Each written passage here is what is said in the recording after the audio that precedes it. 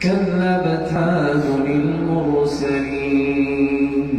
إذ قال لهم أخوهم هود ألا تتقون إني لكم رسول أمين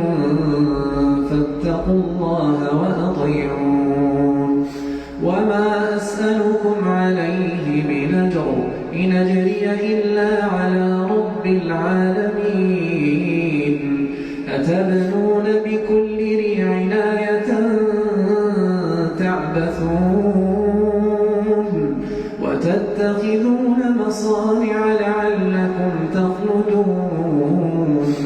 وإذا بطشتم جبارين فاتقوا الله وأطيعون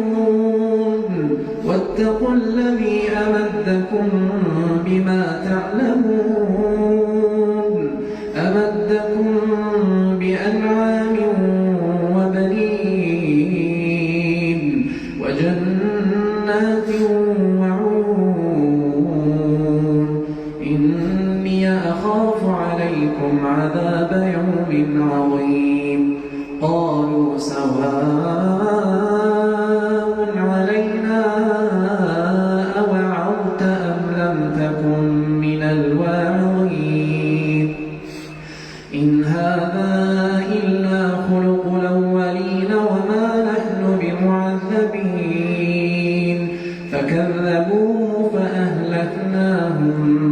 إن في ذلك